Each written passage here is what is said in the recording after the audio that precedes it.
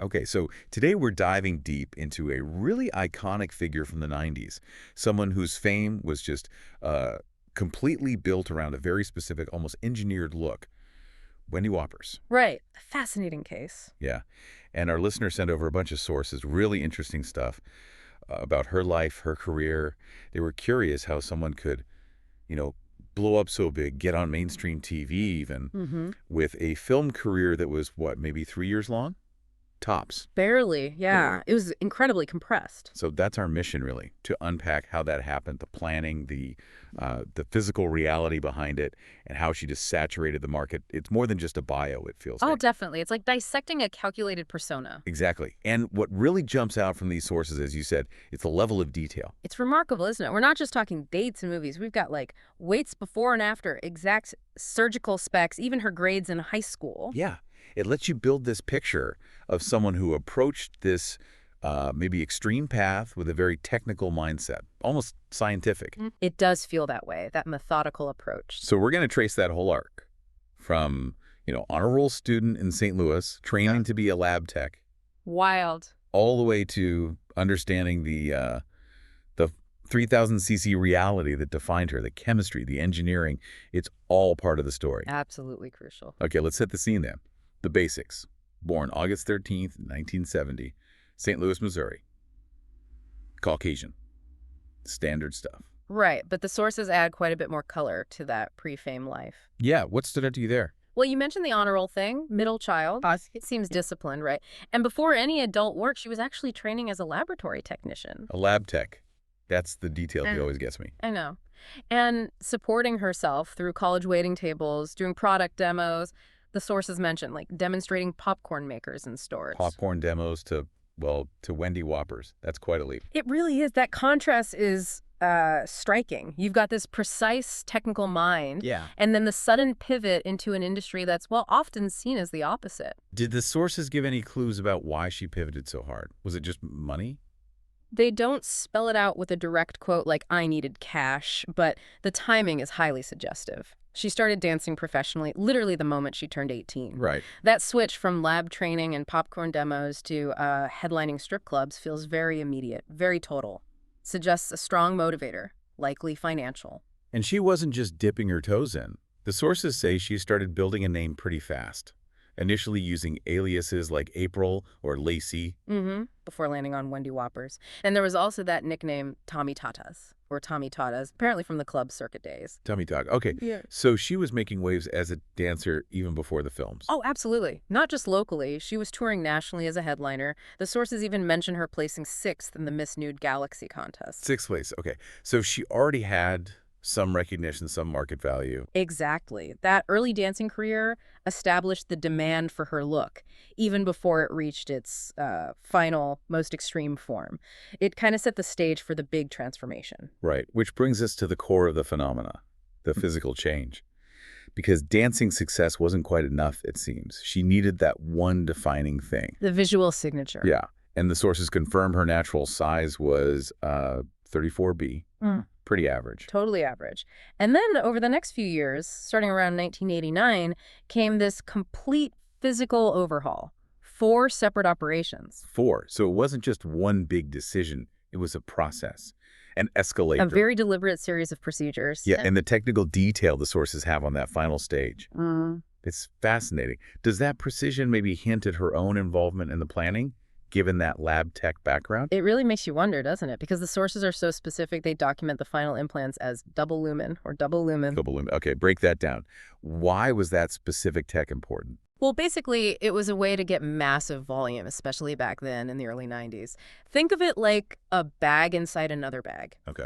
The sources actually specify the construction. Okay. An inner bag with 1,000 cc of silicone. Right. Inside an outer bag holding 2,000 cc of saline. So 3,000 cc total per side. 3,000. Yeah.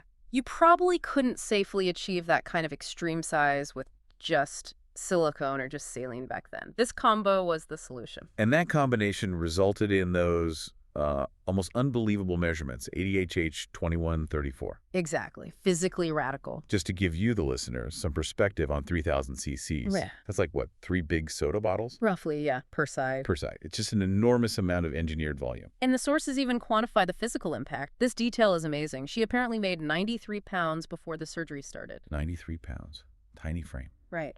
And afterward, 107 pounds. Wow. So that's a 14-pound increase. Almost entirely from the implants. 14 pounds of just material added to her chest. It's like, I don't know, carrying around 2 bowling balls constantly. Basically, yeah, overnight. It really highlights the sheer physical strain involved in maintaining that brand identity. It makes the whole persona less of an aesthetic choice and more of a physical feat. An undertaking. A huge commitment.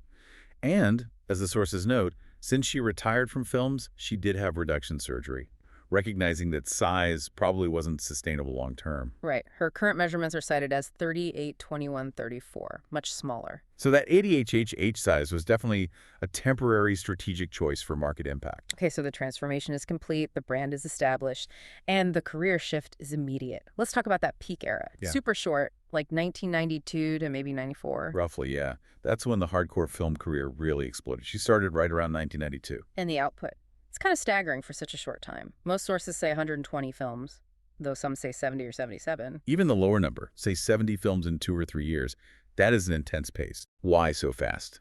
Is that typical when someone hits a really extreme visual niche like that? Yeah, pretty much. When you've got something unique, visually arresting, the strategy is often market saturation. Get as much product out there as fast as possible. Before the novelty wears off or competitors copy it? Exactly. She was the commodity, and the demand was clearly huge. The sources point to key collaborations early on. Her very first film, Palm Springs or Bust in 92. She was paired immediately with Lisa Lips, another prominent big bust performer. Ah, okay, so they were doubling down on that niche. Right. They star together pretty often, reinforcing that specific aesthetic. And you see film titles that clearly play on it, like The Bottom Dweller, Frat Girls of Double D. Psychic Healer, yeah, all capitalizing on the visual. But it's interesting, the sources also mentioned she had boundaries, things she wouldn't do on film. Yeah, that's an important point. Despite the extreme look and the high volume of work, she maintained some control. Sources say she did solo scenes, used toys, hardcore, even orgies. But specifically mentioned she never wanted to realize the sex anal, refused anal sex scenes. So even in that environment, she set professional limits. Yeah. That speaks to her managing the persona, maybe. It suggests a level of strategic control, yeah. Now, this fame didn't just stay in the adult film world. This is where it gets really interesting, the crossover appeal. Huge crossover. The sources emphasize her magazine presence first. Covers of Score, Jugs, D-Cup, Bust Out. Not just inside features, but covers. And Hustler Busty Beauties, obviously. Of course. But that print visibility was the launchpad for the next step. Mainstream media. Right. The talk shows. Montel Williams, Danny Bonaduce, Richard Bay. These were major daytime shows in the early 90s. Her look was so extreme, so unlike anything most people had seen. It was guaranteed ratings, right? A spectacle. Totally. It became a topic of conversation, pulling her image right into the mainstream, way beyond people who actually watched her films. That's key. Her image traveled much further than the movies themselves. Yeah. That Montel appearance especially, it kind of cemented her as this cultural curiosity. Something people could talk about, maybe gawk at, in their living rooms. But that kind of intensity, it couldn't last, right? Given the physical side we talked about, the crazy production schedule. Yeah, it makes sense that the film career itself was so short. She mostly stopped doing explicit films around 1994. Although some sources mention activity up to 97 or 98. There are a few later references, maybe less intense work or re-releases, but 94 really seems to be the end of that main high-volume phase. So what happens after a career like that, so intense, so fast, so defined by the physical? The sources give a few personal updates. Yeah, a bit about her life post-films. She's a mother, has 2 sons. Apparently she was married and divorced during her performing years. Okay. And today, seems she keeps a lower profile. The sources mention she runs her own personal website, so still in control of her image, but in a quieter, self-managed way. Trading the studio grind for direct-to-consumer business.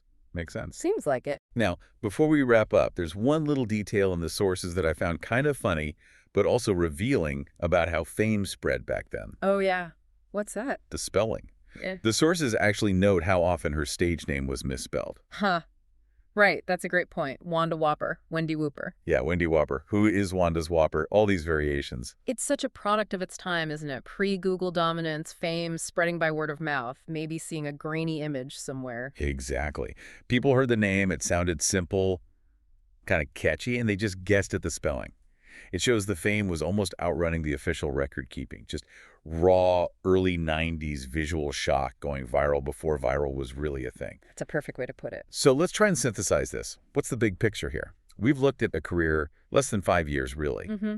But it generated, potentially, over 100 films, huge magazine presence, mainstream TV appearances, all driven by one specific, highly engineered physical change.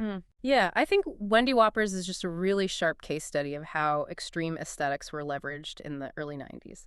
That visual novelty became the entire brand. And it was so potent visually. That it kind of bypassed the usual industry channels and pushed her straight into wider pop culture visibility, even if briefly.